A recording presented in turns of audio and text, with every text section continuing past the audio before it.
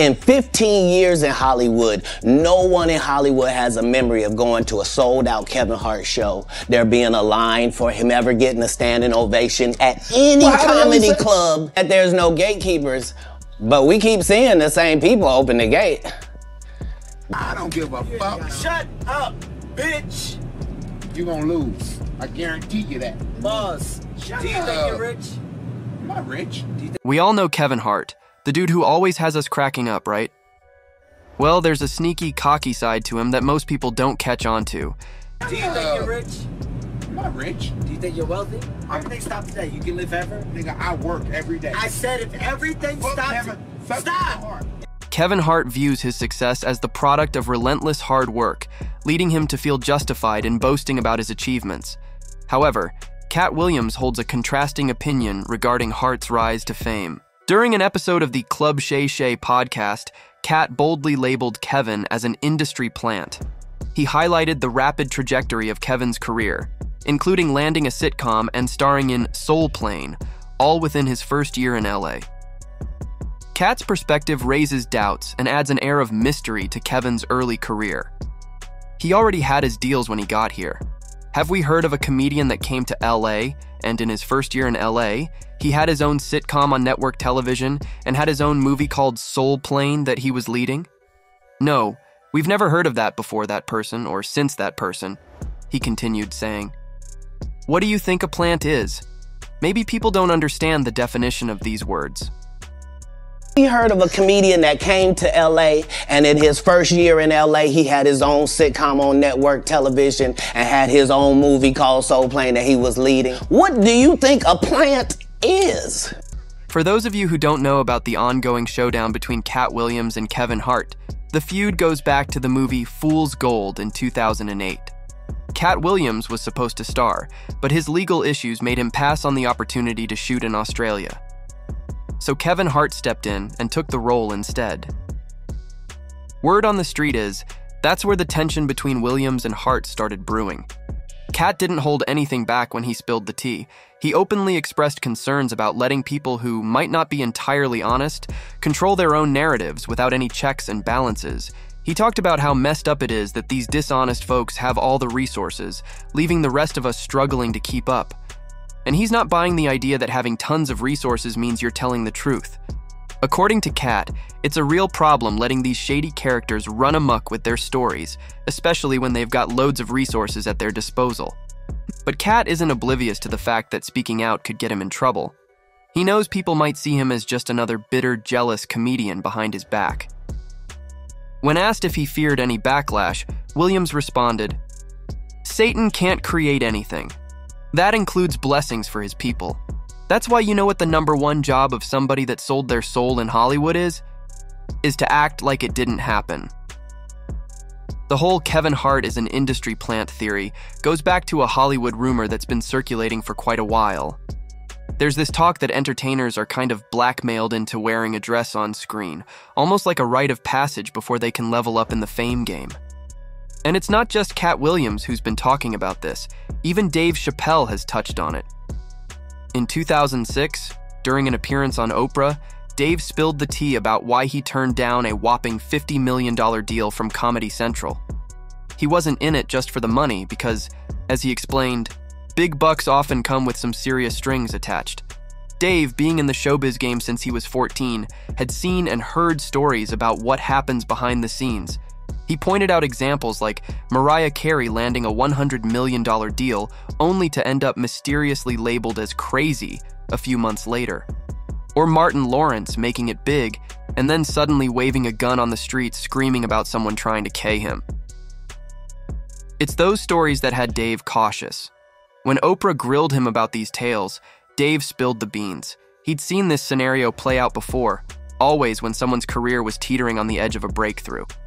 Dave felt the heat to churn out sketches that didn't just make people laugh with him, but laugh at him. It felt like they were asking him to embarrass himself just to cash in. Dave Chappelle even remembered being asked to don a dress for a movie he was doing with Martin Lawrence. He walks into his trailer, spots the dress, and thinks there's been a mix-up. But nope, it's for a scene where Martin's character disguises Dave as a hooker to break out of jail.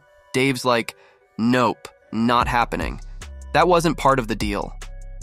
They tried to push him, saying it's comedy gold, but Dave stood his ground, saying he didn't need a dress to be funny.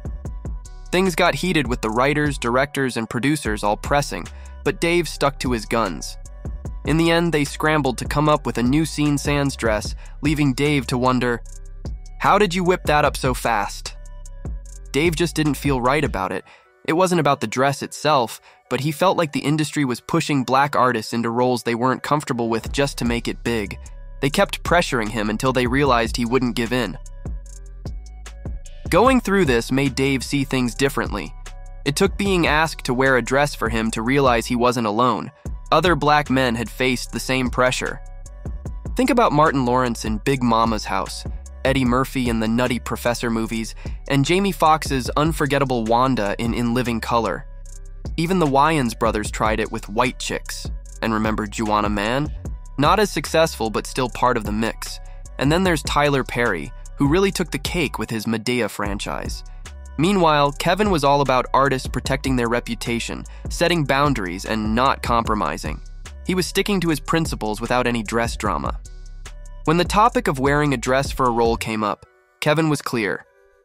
Nope, haven't dealt with that dress situation. You gotta know your limits and keep your brand intact. He was all about avoiding anything that could harm his image. Kevin even mentioned turning down a request to do something silly on a talk show because it wouldn't fit his brand. He was all about protecting it. Definitely haven't ran into to put on the dress. I mean, you have to have boundaries. You have to have. But here's where it gets interesting. Just a year later, boom, Kevin's on an SNL skit rocking a dress. Is 9-year-old Oscar nominee Convention. Fans were not having it. Accusations of selling out and being fake started flying around. But here's where it gets tricky. Kevin, in defense mode, starts saying nobody forced Martin Lawrence into Big Mama's House, or Tyler Perry into Medea, or Jamie Foxx into Wanda's dress. It was a choice, according to Kevin.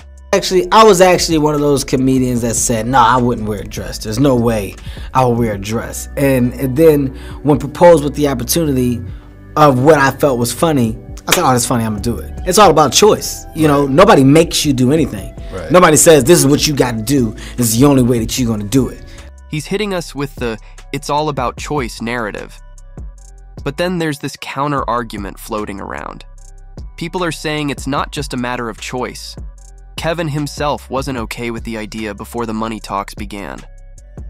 When the cash starts rolling in, suddenly integrity takes a back seat. It's like money becomes this magical thing that makes people do stuff they swore they'd never do. And truth be told, when that paycheck comes into the picture, folks tend to reveal their true colors. Remember when Steve Harvey dropped that bomb about integrity? He straight up said, "Give me 10 million, and I'll embarrass myself all the way to the bank." He was willing to throw his integrity out the window for a hefty paycheck. It's a harsh reality, but hey, he put it out there. 10 million. For 4 million, black people will be so embarrassed by my performance, you'll be sitting up there just going, look at this big lip son of a... Now, back to Kevin Hart.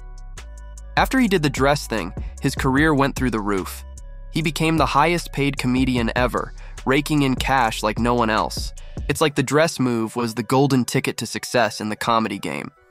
People might argue about the sacrifice of integrity, but at the end of the day, Kevin's laughing all the way to the bank. Anyway, Katt Williams is not the only person who has called out Kevin Hart for his shadiness. MoNique also recently dropped bombshells about how Kevin supposedly ditched her when she was going through some real rough times, facing the heat from big names like Oprah Winfrey and Tyler Perry. And if that isn't enough to raise your eyebrows, there's talk that Kevin's been cozying up to both Tyler Perry and Oprah Winfrey to climb the Hollywood ladder. Back in 2021, there was this memorable episode on Kevin Hart's Comedy Gold Mines podcast where he had the legendary MoNique as his guest. They delved deep into MoNique's life, her rise in the comedy scene, and where she stands today in her career. Now, if you're not familiar with it, MoNique has had some long-standing issues with Oprah Winfrey and Tyler Perry, and trust me, we'll get into that later, so hang tight. During their conversation, MoNique opened up about the struggles her family faced, describing it as being up against the wall. It was then that Kevin Hart, being the stand-up guy he is, stepped in to offer his support. He expressed to MoNique that she's like family to him, a mother, an aunt, a sister rolled into one. And Hart didn't just stop at comforting words, he took action. Now, Hart admitted he didn't really know Oprah Winfrey personally, but he promised MoNique that he'd reach out to Tyler Perry. And he did just that. After a heartfelt conversation with Perry, Hart came back to MoNique with some promising news. Perry was ready to bury the hatchet and move past the drama. Hart, being the voice of reason, urged MoNique to do the same. He told her, "Let's leave all that negativity in the rearview mirror, Mo. We've got bigger things to accomplish together." But Hart's generosity didn't stop there. In a conversation with Shannon Sharpe, MoNique revealed that Hart not only offered emotional support, but also extended a professional hand. He proposed to partner with her and even offered to executive produce any project she wanted to bring to life. MoNique recounted Hart's words, saying, "Mo, I talked to Tyler. He said he didn't want to revisit it, but I'll tell you what. Let's move past that, Mo. Let's just do great things together. Don't even worry about it. Whatever you want to do, I will partner with you. I'll executive produce with you. You just let me know." I want you to hear me, Kevin Hart.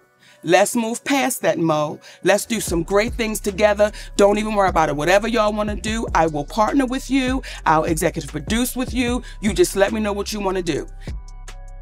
She also spilled the beans about how Kevin came through big time, lending her a hefty sum of cash. And get this, she even returned it with interest. But here's where it gets juicy. After Hart promised to help her get her talk show back on track, naturally, MoNique was stoked, and who wouldn't be?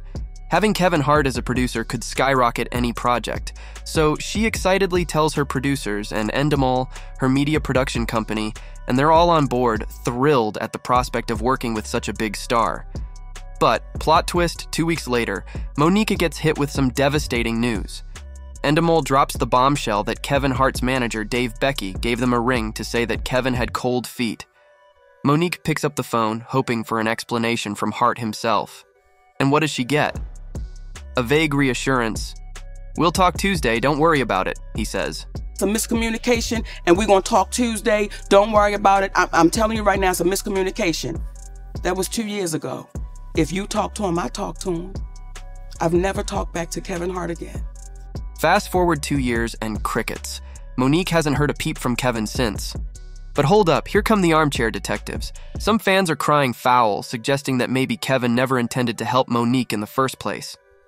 And then there's the wild rumor mill spinning tales about Kevin selling his soul to the likes of Oprah and Tyler Perry. Supposedly, if he had lifted a finger to help MoNique revive her career, it would have put his own career in jeopardy. Now let's circle back to her previous beef with Oprah Winfrey and Tyler Perry. This drama started way back in 2009 when MoNique starred in Precious, a movie produced by Oprah and Tyler Perry and directed by Lee Daniels. The real beef kicked off when Oprah and Tyler decided MoNique should hit the press circuit for the film without any paycheck. MoNique wasn't having it and straight up said, "Nah, not in my contract." According to MoNique, she only got a measly $50K for the whole movie, which was barely enough. Now they wanted her to jet around the world promoting the film for free?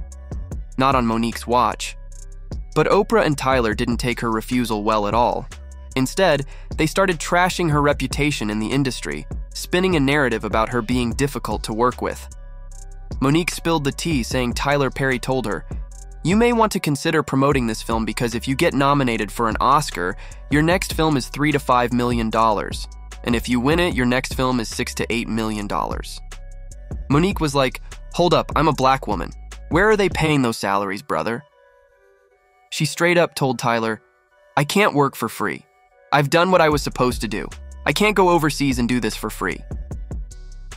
Their back and forth continued, with Tyler saying he doesn't believe in giving money away for free, and MoNique firing back, "I don't believe in working for free. So we on the same page?" It's a classic case of clash in values, and MoNique wasn't backing down. Says, "Well, I don't believe in giving money away for free." I said, "I don't believe in working for free, so we on the same page." She also claimed Tyler Perry allegedly went the extra mile to mess with her acting gigs. According to MoNique, it all went down after she turned down a request to fly to France for the Cannes Film Festival, tied to promoting the movie Precious. So check it. The movie studio initially asked her to jet off to France, but MoNique, with her busy schedule as a talk show host, comedian, and family woman, respectfully declined. They tried to sweeten the deal by offering to upgrade her hotel room, but she and her husband stuck to their guns, saying, "Nah, we're gonna spend this time with our family." She said, "Oprah, I'm doing a talk show, I'm doing a comedy tour, I have a husband and I have babies. I have a little bit of downtime and I am going to take advantage of it. So I'm not going anywhere because I'm not obligated to go anywhere. I've done my part." So we mutually agreed to disagree. That was it. Next thing I know, I am considered difficult and hard to work with. When the third call came and they asked, "What's it gonna take to get MoNique to France?" Her husband straight up asked, "Is there a number associated with it?" That's when they dropped the bomb that they would never pay for anyone to do promotions for a movie. MoNique revealed she was paid a mere $50,000 for Precious, and it wasn't about the money, she signed up to do it with her friend. The interviewer dug in, suggesting she needed the money to feed her family and pay bills, and MoNique responded, "I think that's what America says, we all say. I can't do it for free." She explained that when the movie studio refused to pay for her Cannes appearance, they didn't make a fuss. But then the reports started flying, painting MoNique as demanding and difficult. The whole thing boiled down to a simple request that they understood couldn't be met. But suddenly, MoNique found herself labeled, and that's where the drama kicked in. Understood, because what people didn't know was I was paid $50,000 to do the movie Precious. And it really wasn't about the money, and I'm not complaining because I signed up to do it with my friend. It says we can't set a precedent and pay you to do this. We didn't have an issue with them. Okay. But that's when the reports came that now MoNique is being demanding and she's being difficult. Anyway, it is crucial to emphasize that Kevin Hart's comedic talent is a genuine and undeniable facet of his success. His ability to connect with audiences through humor is a fundamental factor that initially drew the attention of Hollywood decision-makers. Marketing and promotion in this context served as tools to amplify his existing talent and extend his reach to a broader and more diverse audience. The recognition of Kevin Hart's potential as a bankable star by Hollywood executives and marketing teams was grounded in his innate comedic prowess. They saw him as a valuable asset and invested heavily in promoting his brand, which included booking him for larger venues and casting him in high-profile movies and television shows. This strategic approach was designed to capitalize on Hart's existing talent while also expanding his visibility and influence in the entertainment industry. In any case, while we cannot deny that there is a possibility that Hart's success is purely out of his hard work and determination, we still cannot ignore Katt's claims on him being a puppet, since it is kinda strange that Kevin rose to stardom after accepting the industry demands. Anyway, that's it for this video, folks. Bye.